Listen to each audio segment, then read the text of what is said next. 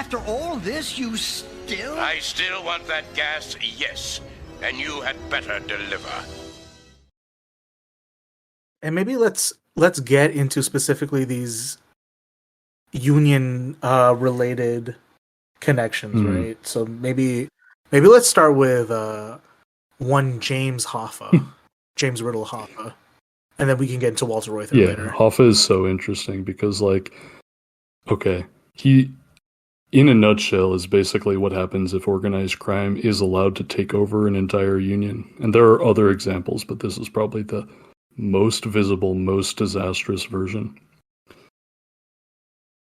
So I'm just going to interject quickly too, and the reason why the unions are susceptible to this kind of activity, I would almost argue that like Hoffa and Reuther are kind of like opposite coins of the same phenomenon, but as we'll get into with like the student movement and radical politics, this particular era of history is formative to understanding what will become the left coalition in the United States.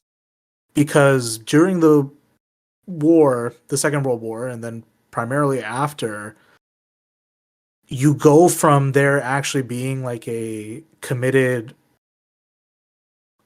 visibly communist contingent on the left to having it basically being suppressed and shut down. So the forms that come in to replace it in its various avenues are ones that are not necessarily more or less right-wing, but ones that do not take that perspective or that framework. Mm-hmm. And Hoffa comes in and almost like, I'm not going to say he's non-ideological, but he is, as you stated, though, for sure. For sure. He's definitely anti-business, but at the same time, he's like, you know, he correctly says, what do I stand to get from this? And that is his guiding principle in some of his actions. So, go ahead.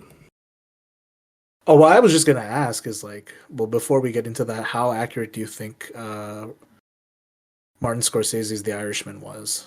In terms of the specifics, I would argue that it's probably not literally true as to like which guys were doing what, but like in a broad sense, some pretty accurate, I think. Like Hoffa was probably later in his life, he was probably crookeder sooner even maybe than the film, and he got even more off the rails than maybe the film shows. But in broad strokes, I liked The Irishman, and I thought it was pretty good. Yeah. You know what's interesting, though, Audie, is that I have episodes on this coming out soon, actually. Jimmy Hoffa was trained by a guy named Farrell Dobbs. He was taught how to do, union negotiating. He was taught how to, like, bust balls and how to run meetings and shit by this guy, Farrell Dobbs. Farrell Dobbs learned that shit from Leon Trotsky. Oh, man. And there is literally just, what is that? So 1, 2, 3. Is that like 1 degree of separation? This is the new Twitter challenge. How many handshakes are you away from shaking hands with Leon Trotsky? Yeah, and there are literally things that Hoffa would do in meetings that Leon Trotsky would do. I'm talking like leadership tics, not like ideological stuff. So like the one scene where he's cussing out everybody in the room? No, literally that kind of shit. And like in placing a high importance on like punctuality and even locking the doors so that anyone coming in late has to like embarrass themselves. Like Hoffa did that shit and Trotsky did that shit. Freaking nuts. Not to like say Hoffa's bad because Trotsky, but like it is interesting though, right? There is a lot of emphasis placed on mind games to play on people, right? Like even LBJ, I know he's not part of the same project, but even he had his own brand of the Johnson treatment, right? Yeah, no, and like Hoffa literally challenged RFK to like a push-up match, and like that's like the dumb guy version of shit Trotsky would do, basically. Which, can I just say, like, how freaking, like, say what you will, sometimes Hoffa was pretty based. I think that's still, like, kind of cool. Which again is like, I think like that's why I think he's correct to be like, well, what's in it for me? Because if you're not approaching this from a kind of like a labor organizing tradition or an ideological perspective, then you have one of the, and I would argue this is a correct motive for being part of a union, which is self-interest. It's one of the ethical ways to be self-interested for sure, but in Hoffa's case, he's like, yeah, no, there's money to be made here. Yeah, no, he was definitely like the evil type of union member. But I mean, yeah, based in like a logical self-interest mode. What should Calling him Booby Kennedy? That was what should I say about Hoffa? I mean, I could talk like forever about him, but I'm not sure how much to do. I mean, so the broad strokes of Hoffa are pretty well known, right? Is that like, you know, the Teamsters Union, if not being without having, either it's having its balls broken collectively by the mob, or is infiltrated by elements of organized crime, if not being used to facilitate elements of organized crime. It's trucking, you know what I mean? It's going to come up in that line of work, I guess. Yeah, like it started as being linked to the syndicates. We're talking Italian and Jewish organized crime. But yep. at which in Michigan are the big ones. Yeah, that's right. But at a certain point, literally the feds worked with organized crime to clear the communists out of the Teamster Union. Like, Jimmy Hoffa basically was offered an evil Sith deal to basically cut Farrell Dobbs' throat, so to speak, and to basically, like, literally beat up all the fucking communists that were in the Teamsters. And, you know, they did that. It was basically Hoffa and his goons, and the feds were assisting.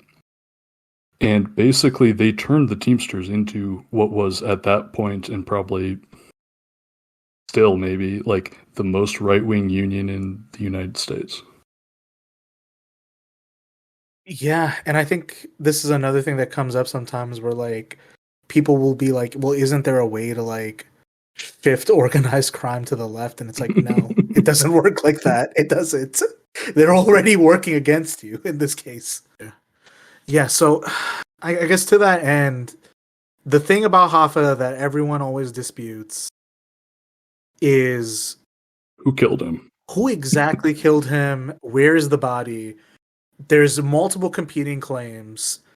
So again, to bring up the Irishman, not that I don't really believe the premise of it. The only thing I really believe from that movie is that, yeah, this guy definitely moved guns for the Bay of Pigs. I definitely believe that. No, I think sure there might actually be like actual paper, like memoranda talking about it. I think that might actually be like provable. Right. But basically, like in that novel, Frank Sheeran basically alleges that he was the one who shot Hoffa and like helped dispose of the body via cremation.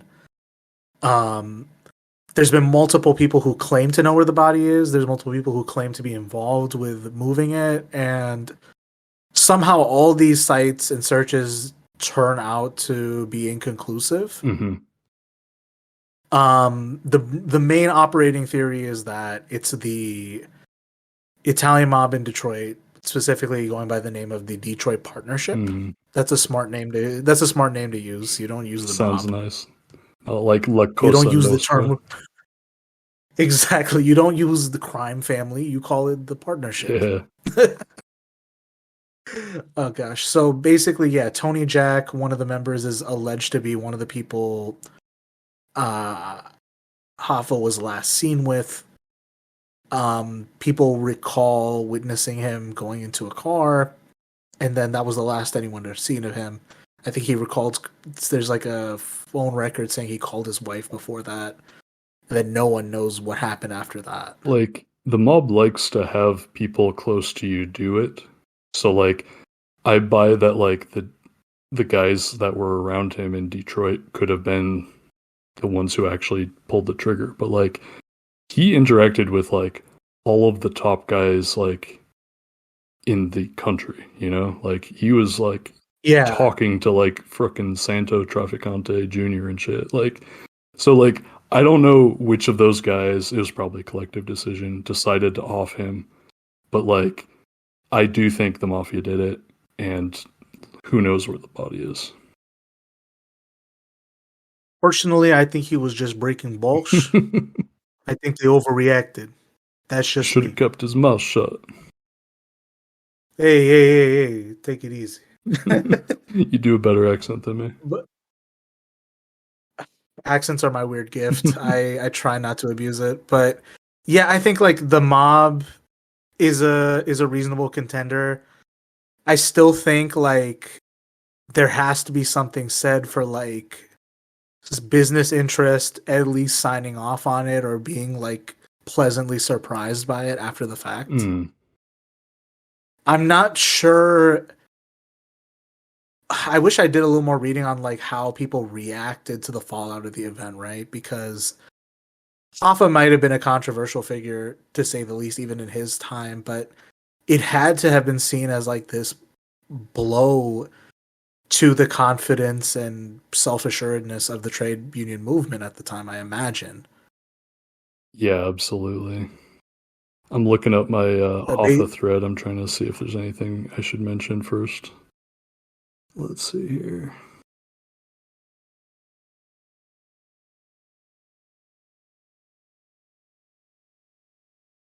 I mean, the Irishman talks about the Teamster Pension Fund, but that was basically a slush fund for organized crime. It's just remarkable.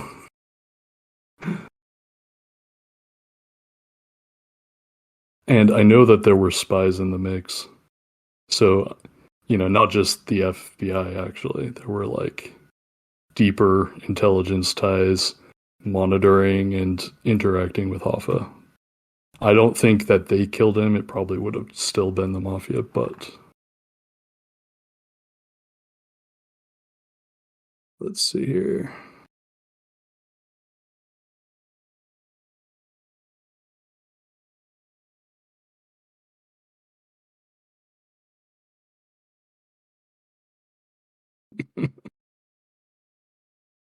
It's probably too much to get into. Let's see here.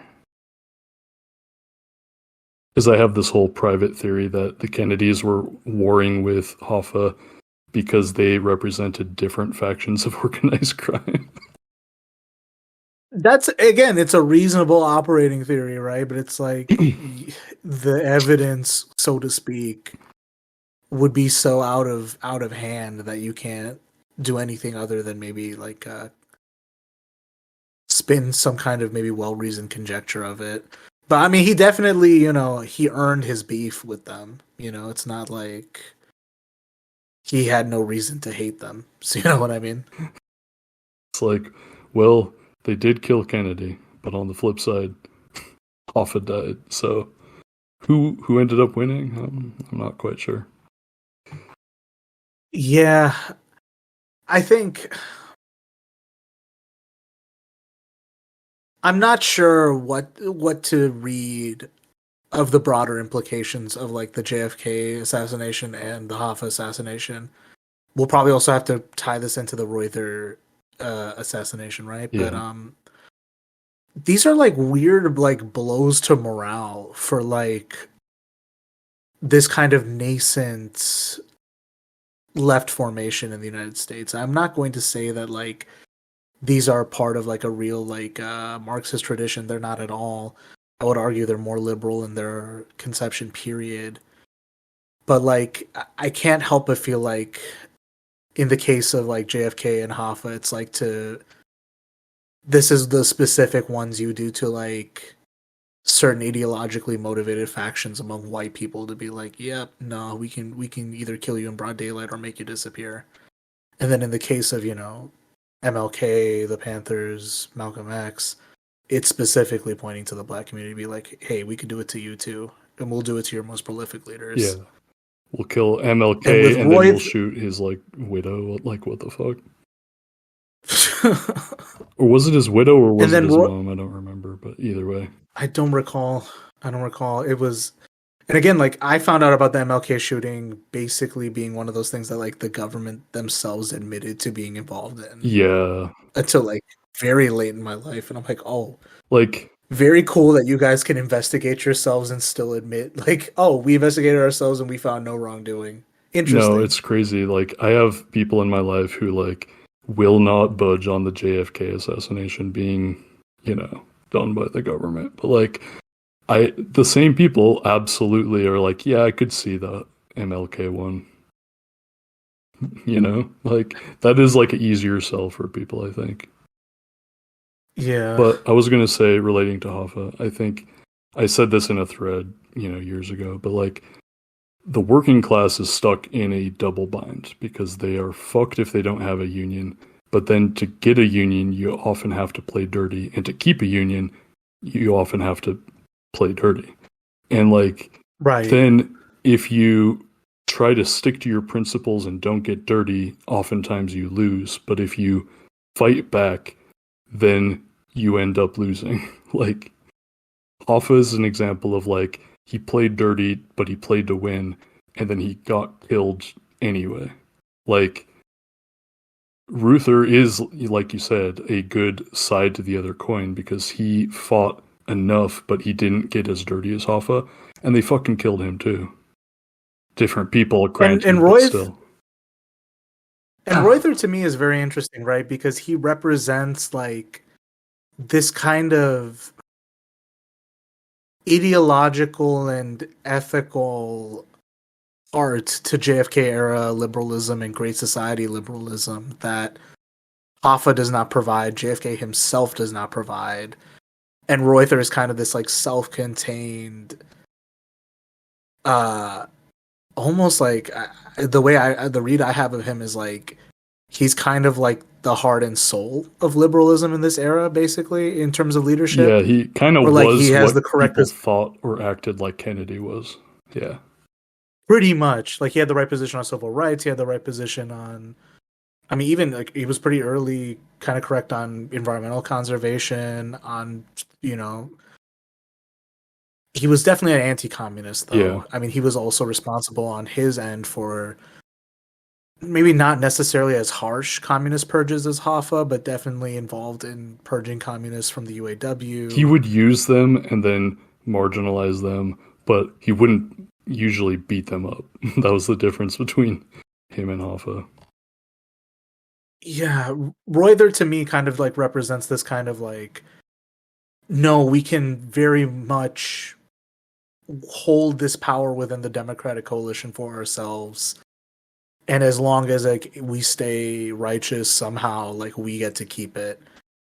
And I think like Reuther, for all that he tried to do was just proven wrong by force, basically. Mm-hmm.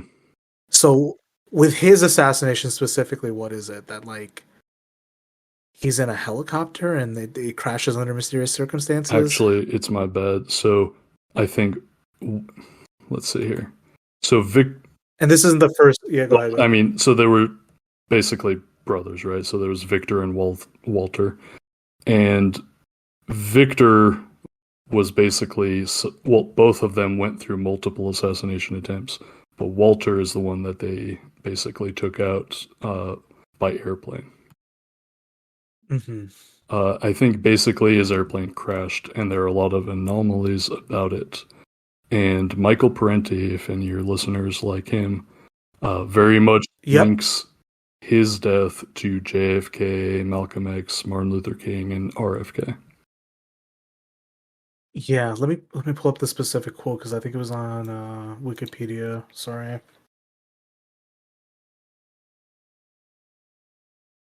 So specifically, he literally survived a other plane crash like the year before. Like they were trying to murder him, and they probably did. Yeah.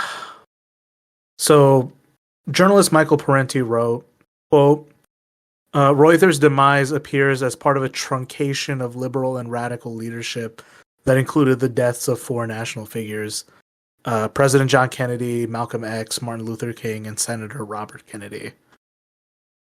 I don't think all of them like held necessarily like the same amounts of clout or like the same not even the same views. I mean, Malcolm X is not part of the same project. Yeah. MLK gets deemed as the more liberal one, but is kind of like he was developing and yeah. Yeah, he was almost like trade union socialism towards the end of his life, but we never got to see how that played out, unfortunately. Yeah, not all of them had equal amounts of power. Yeah.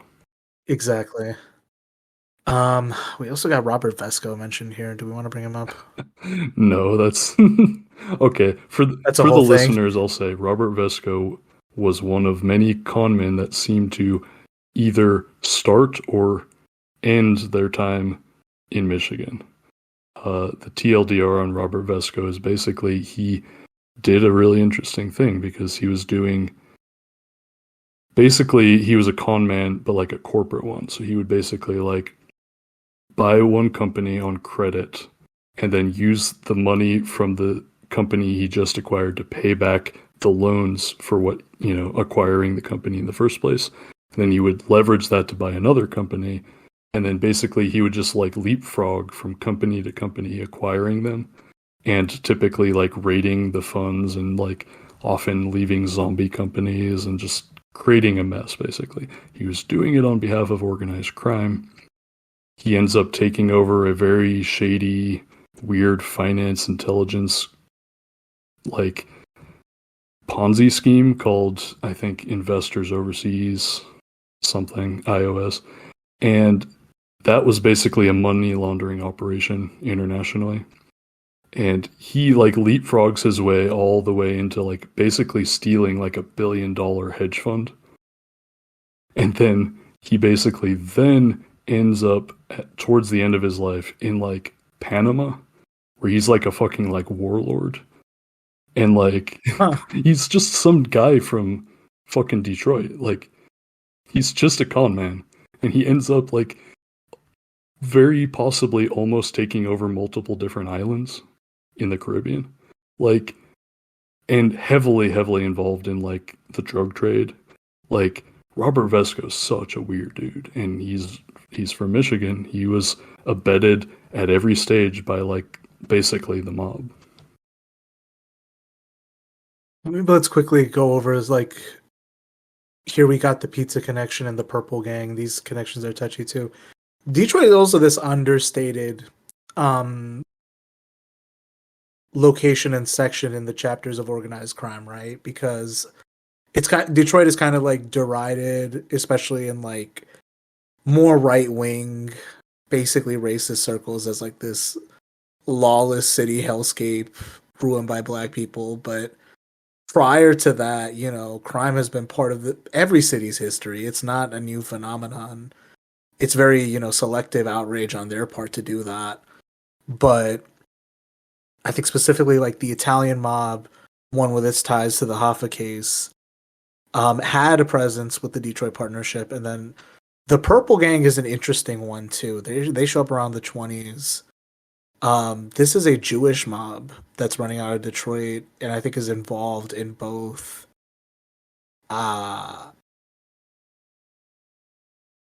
bootlegging and liquor smuggling, especially across the border to Canada or from Canada. Mm-hmm. And a lot of like also, garment stuff, yeah. Yeah, garment stuff specifically. I think like there was literally a crime wave involving garments called the Cleaner and Dyers War. Yeah. That they were a part of. Carr gets into it in his book, but basically it's like the cleaning and dyeing industry in Detroit was so like poorly managed. There was no uniform price structure. So unions try to step in to like, both negotiate better working conditions as well as like regulate a price structure. But the Purple Gang basically comes in, infiltrates the union and like starts, exerting its influence because they see the money that can be made off of this, especially with union dues, punishing people for not paying dues, and then turning it into protection rackets almost. Yeah, and then like they use their muscle in a general sense too, with like garment factories to basically like artificially suppress wages very low. And that's how you end up making money, because like you're making clothes for like way less money than the margins ought to be. And that continues today. Like that like garment hustle is ongoing.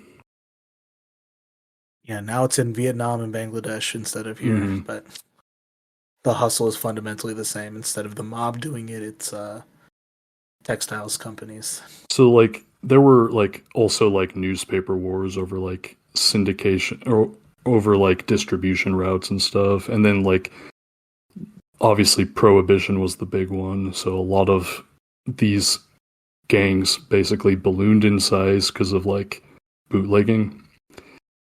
And then when prohibition ended, a lot of these, you know, groups, some went legit through liquor companies, but others like looked around for things to do.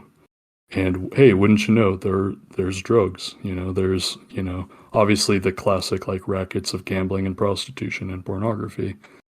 You know, they went into that as well. But the TLDR is that like the Jewish syndicate, it worked pretty much like the Italian one, like the Irish ones. There used to be German organized crime, which is funny to think about.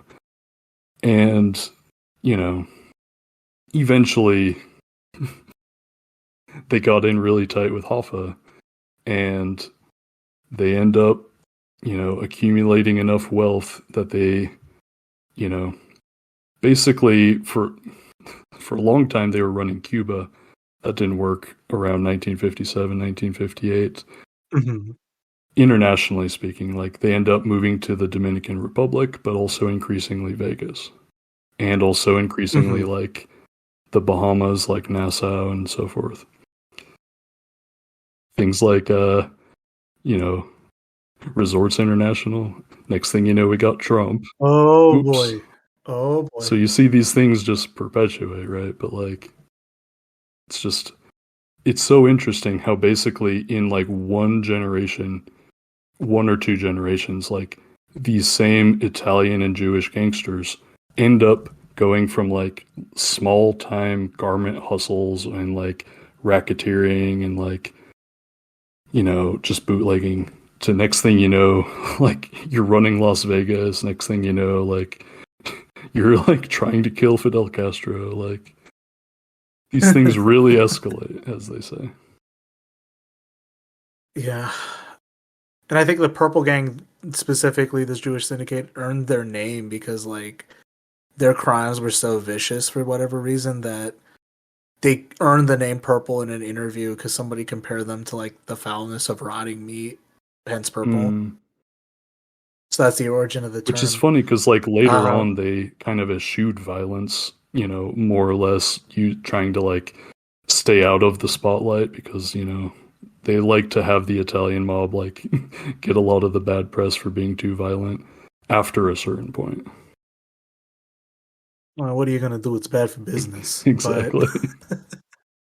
But this is just a little bit of trivia because that's the extent of my knowledge on the Purple Gang. You can still visit one of the spots where this gang used to hang out. It's called the Schwitz in Detroit. It's like was usually the I think it used to be called the Russian and Turkish baths or something like that. So those old-timey mom bathhouses, there's one that's still up and running. Granted, it's more of a novelty experience now. It's still pretty cool. But it's still like, yeah, it's an old Purple Gang hangout. They didn't run the place, but they hung out there. Interesting. And I imagine there had to have been some kind of White Russian circles running in with the Purple Gang as well, but I cannot speak to that conclusively. Well, I know for sure that White Russians were heavily involved with Henry Ford. Well, there it goes. There it is. Who brought the protocols of the Elders of Zion over? It was the White Russians that Henry Ford was hanging out with for no reason in particular, I'm sure. Yeah. So, I think we've talked about the underground elite, so to speak. Maybe let's talk about the ones who live on the surface, so to speak.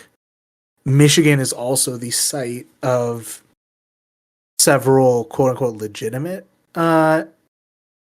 institutions and enterprises that hold a lot of financial and reputational power, as well as a couple influential families, so to speak. So one thing I'm going to just throw out there, right, is people mention Trump's resurgence or his emergence in 2016 as this like kind of fringe event. One thing that I had I was able to notice by virtue of living in Michigan at the time, right, is like his first big rally after he comes down the escalator from Trump Tower is in Birch Run, Michigan. And something that is also worth mentioning at this point, right, is that Michigan's Republican Party itself, although I'm not sure to what extent this is true today, had a reputation as being one of the most well-funded and I'd say like very well-run state Republican parties in the union, so to speak. And you tie that in with the broader nexus of the American right, not to say that, oh yeah, no, the Republican coalition includes the militias. It also includes white nationalists. You know, it's dicey saying all that, right?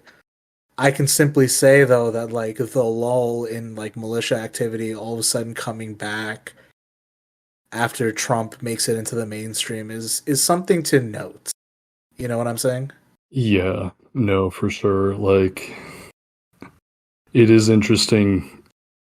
I think sometimes, not to hate on liberals too much, they sometimes don't understand, you know, what is the tail and what is the dog and what's making what do what, you know? Right.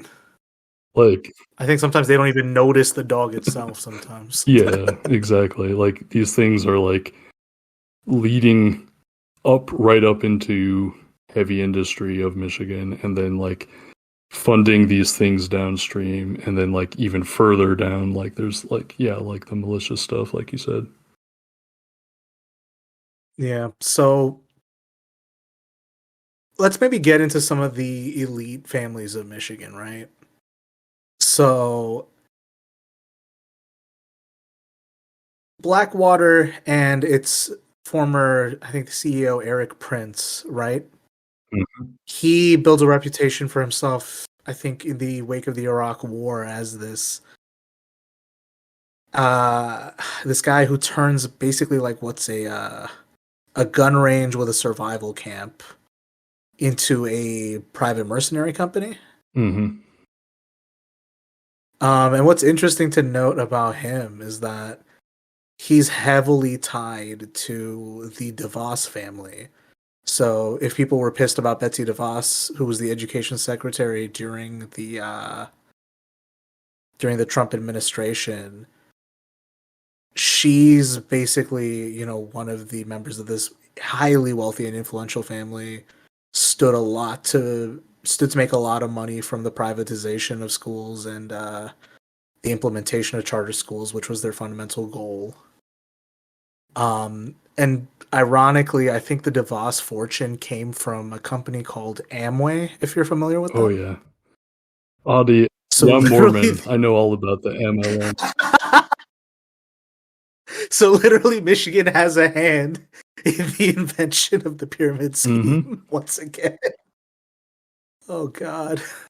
And I think her husband, Dick, ran like a failed attempt for governor in 2004 or something, I think. But they remain heavily influential and wealthy in Republican politics and just that sector of the elite to this day. Another one that, again, it's very suspect of me to bring on the Mormon dude to ask about this. But we can't talk about Michigan elite families without talking about the Romneys. Let's do it. So let's start with the worst question first. Are they the Royal Mormon family of America? I think it's a lot more of like a oligarchy, aristocracy type of situation. So like, there's no one family, right? It's probably more like maybe 100 or more that are like the Mormon royalty, but for sure it's like one of the top 10 probably, if not top 5 in terms of like, yeah, for sure. They are very early converts by ancestry to Mormonism, and specifically I think with I forget at what point the family goes to Mexico, right? That's right. The family goes to Mexico. I think it would have been around like the 1880s ballpark, because like basically the TLDR for your listeners is that the Mormon Church practiced polygamy out in Utah, and at a certain point the nanny state came over and said you can't practice polygamy. I'm joking. So they outlawed it, and there was a point at which the federal government confiscated large swaths of like the church's property and just imprisoned like the top leadership. Crazy stuff, actually. Mhm. And so basically at a certain point the church said, okay, we're not practicing polygamy in the United States. And a certain number of the Mormons basically went to Mexico, set up colonies. Kind of like there are also just like Amish and like Mennonite communities in Mexico. Irish communities too. Like there's a lot of Mexico's a little more forgiving with its immigration into it than the United States was for whatever reason. Yeah. And so basically there were these Mormon colonies, and at a certain point the Mormon church was like, okay, no polygamy anywhere. And at certain junctures, certain families were like, okay, no more polygamy, and other families broke off and were like, we're doing our own thing here, whether in Mexico or in the US. And so that's sort of like where you see factions like the FLDS or other unaffiliated polygamous groups. And so the Romneys always stayed with the mainline church and stopped doing polygamy after, you know, the people died who were already married polygamously. And, you know, the TLDR is that they were fucking weirdo polygamists in Mexico. Like, it's weird. Like, I wanted to say, I met Mitt Romney. He didn't meet me. I shook his hand at a rally once when I was a good little Mormon many years ago. Gotcha. Pretty. What was that like? Well, is that what you mean by limp handshake? Is that what you mean? Yes, actually. He had a weak handshake. Oh, man. But, I mean, I guess if you're meeting a bunch of people, like, you can't squeeze. I'm not going to defend Mitt Romney. I don't like the man, so just throwing it out I'm there. assuming if you were younger, I'm guessing if you were younger, he was like, okay, I'm not going to shake the hell out of this kid's hand, but... Yeah, I bet when you're a politician, you have to shake a million hands. You probably make it a little weak. The old Hank Hill joke from King of the Hill, right? Yeah, instead of doing that weird Trump like pull your arm off thing. Yeah, I don't know. Like, I think with the Romney family, a lot of people like attribute their weirdness to being Mormon. When I think like me as a non-white observer, I'm like, I just chalk this up to them being white and rich, really. Yeah, they're freakish, not just because they're Mormon. It's also because they're like billionaires. But like insane, like they have so much more in common with other people of their class than like with me. Obviously, there's some similarities, and you know, whatever. I'm not trying to defend the Romneys because I really do not like them, but.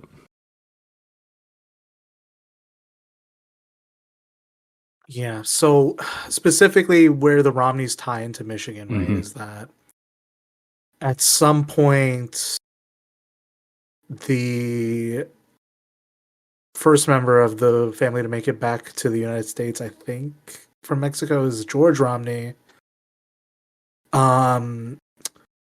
is an auto executive for not General Motors or Ford. I think it's for like American Motors Corporation. Yeah, which I forget which one. American Motors gets folded into? Let me see.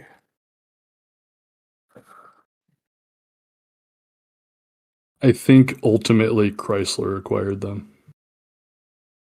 That makes sense, and Chrysler is the big acquisitions hound these days. It's not even Chrysler anymore. It's this weird thing called what are they going by these days? Fucking. They got bought out by Peugeot from France, and now they're going by some weird name. Mm-hmm. Hang on. Chrysler. Stellantis. That's what they're going by now. Mm. So Stellantis is this monster corporation that's just made up of the dead husks of every other automotive company that isn't Ford or GM. Mm-hmm. But yeah, George works for the American Motors Company, gains prominence within the Michigan Republican Party. And was tied to Victor Reuther, leads the Detroit Victory Council, right? Mm. So Romney posits himself, and I'm not going to accuse him of not being genuine in this case. This is merely more so like a time in American history where like such a thing as a liberal Republican could exist. Yeah. And in fact was More one so of the than- more dominant factions in the Republican Party. Yeah, and George Romney makes this like name for himself as like this liberal Republican, as this champion for liberal causes and this ally of what we would deem as objectively good things, right? But he presides as the governor of Michigan during the Detroit riots. And I had an initial project to like try to examine his role as governor in how these events played out and whether or not you could personally deem him culpable for how things went down. Turns out the project has grown wildly in scope. I got started with one book and now we're at like 20 or something. Hell's So yeah. let's see. This might have to be a whole series I take on at some point, but basically like what I see with Romney as like he's kind of like the dying breed of liberal Republican, as this party is taking the Nixonite turn. It's taking the Southern strategy seriously. He's basically beaten out of the party as like an influential figure because the riot happens in the first place, and it basically triggers this wave of white reaction and white flight. One in Metro Detroit that has like shaped the modern landscape to this day, but probably sets the tone for race relations at that point onwards, right? Yeah, I think that was a real watershed for race relations for sure. And then to top it off as well, right, is that Romney makes it to head of housing and urban development, and has this plan to, yes, enable suburbanization, but his initial plan is to integrate the suburbs or to prevent redlining and segregation from happening. And that doesn't go according to plan. And we get suburbanization, but we get this increased amount of segregation that actually gets implemented. Which, again, the fascism of the automobile plays out once again. Yeah. In the development of the suburbs. And I would argue that the formation of the suburbs is like this watershed moment in the formation of American conservatism as we understand it today. Yes. But that's a topic I'm still working through. It's a lot to get through. Now, at the expense of sounding like some sort of Mormon defender here, it is interesting because Governor Romney, is a weird echo of Joseph Smith in that Joseph Smith had this. It sounds harebrained, but if it would have worked, it would have been probably less bad than the Civil War. He had this plan to like buy every slave and basically free them. and to like pay for it with taxes or some wonky like way of like avoiding the Civil War. Taxpayer funded manumission, basically. Yeah. And like he was made fun of at the time for it, but it would have been probably better than like 500,000 people dead from the Civil War. And like Romney's plan to maybe try to avoid redlining and all these other things didn't fucking work. And it's like, if you were someone who were invested in this system, you would think that you would want to carry that out to maintain the stability of the system, but like nobody's in charge of these levers. That's the thing. You know, we're talking conspiracy theory, but no one's in charge of all the levers. It's just a bunch of people advancing their own self-interest through conspiracies. And no one's like in charge of everything. So like things are just bad all the time. And the reason why it's always bad decision after bad decision after bad decision is because of all of these fucking conspiracies. And this is also why, like, we'll have to revisit this topic in, you know, some of the later topics we're going to discuss, of what if we get inside the system to change it from within. I won't say it's an inherently bad idea, nor do I think that people who believe that have their heart in the wrong place. But time in, time out, we start to realize, like, it's not nearly as simple as it sounds. Mm-hmm. In fact, you being the only good person at the table puts you in further jeopardy than not being at the table. Often puts you in personal jeopardy. Yeah, because it's like, either you'll just get sidelined like Governor Romney here, or they'll make your fucking plane crash like Ruther, or they'll stuff you in a barrel like Jimmy Hoffa, or, you know, you'll just be sidelined altogether like all kinds of other people. Yeah, and I think, like, you know, I'm not saying this to malign. I still got to read on this history, so I can't like be the person who deems him guilty on this, right? But probably is, though. At the end of the day, is that, you know, being a liberal Republican, the Republican's not the operative word, it's liberal in this case. And I'm pretty sure that, like, he was defeated and then he took his hat in his hand and went home, as a good liberal does, even though, like, if you're girded in your convictions, you should stand and fight harder. But I don't know. I really don't know enough to say that. Yeah. What I am going to ask, though, is Mitt a fail son from George in this case, or what do you think? Well, I don't know. Fail son, I think, does imply a certain lack of ability to even function in the fake PMC world that exists. And Mitt did nothing if not succeed in terms of like corporate bullshit. That's true. I think, honestly, I actually have more sympathy for George Romney than Mitt Romney. I think Mitt Romney might go to hell. I don't know if that's true for George Romney. Probably also, but I'm throwing it out there. Mitt Romney, probably a worse person than his dad. Yeah, I'd say, like, George Romney is definitely the more sympathetic of the two in this case. And I think, like, again, maybe he's just a product of his time where, like, such a thing as a a liberal Republican could exist in a time where Mitt's entry into politics simply does not. But yeah. Mitt Romney had to meet with Trump. He had to, like, kiss his ass. Like, George Romney just went home. Like, you know.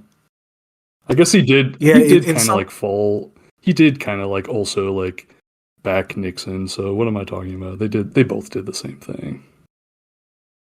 I guess what's worse, kissing Nixon's ass or kissing Trump's ass? And I'm not saying that as... It's a genuine question. I don't know what's worse. And we're not even close to those positions of power to even make that judgment call. Not to sympathize, but just like, you know, it's... My operating thesis as of late has been like the 70s and the present, if not identical, are echoes of each other in some capacity. And I think for us in 2023, we've inherited the crumbling remains of the 70s, so to speak. Yes. We don't even pretend like we have a great society. No, yeah, we don't even do. It's no longer a great society. It is we live in a society. Sorry. Maybe the aughts were pretending like there was a great society, and then like the 2020s are just like the 70s. Like there's no fucking great society. Yeah, and it's like as we'll get into with like some of this stuff with radical politics, we're gonna see echoes of that past in our present as we discuss that. Mhm. But we got one other thing in our topic list of elite families. I got Gerald Ford as a useful idiot on the subject of Nixon. Now, Ford is only tangentially tied to Michigan. I think like his connection is that after his mother divorces his biological father, I think she marries a man from Michigan. I don't know if they move to Michigan afterwards, but I know he attends the University of Michigan after, so that's his tangential connection to it. Well, I mean, Gerald Ford was a useful idiot for sure. If not directly from Michigan. How so? Well, let me think here, because I didn't think out too much the Gerald Ford stuff. But basically, I mean, I don't think they were ever planning on Ford being president. It was sort of a quirk of history. I don't think people really saw Nixon going down. And so consequently, you know, there are certain VPs where you really don't think they'll ever be president. And then occasionally they do. He's definitely an example. I wish I could remember more of the... I don't know if you've ever heard of this author, Rick Perlstein. I know that Chrisman talks about him a lot, being one of the few books he's read. Just kidding. But he talks a lot... I mean, Perlstein talks a lot about Ford, and I wish I could freaking remember half of it.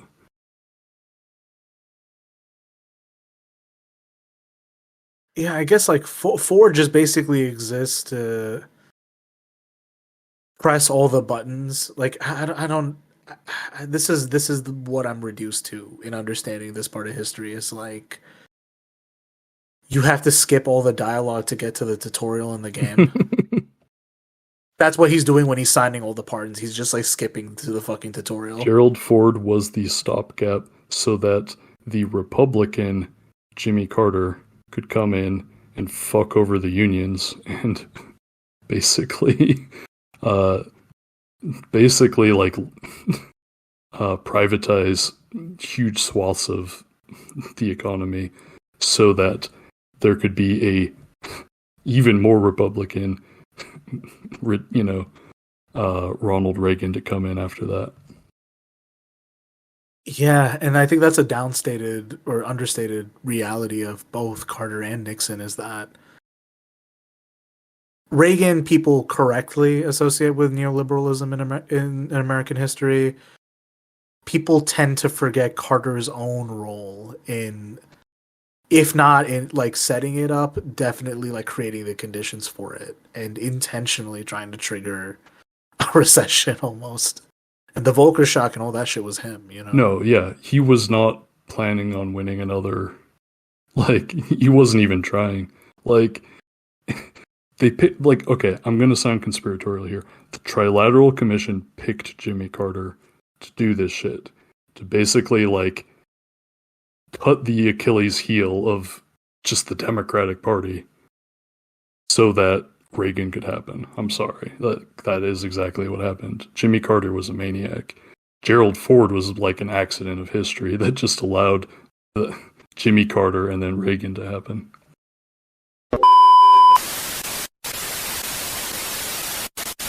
This was part 3 of our Sus Michigan episode featuring Jimmy Falun Gong. Jimmy runs a great podcast called Program to Chill that I encourage you to check out.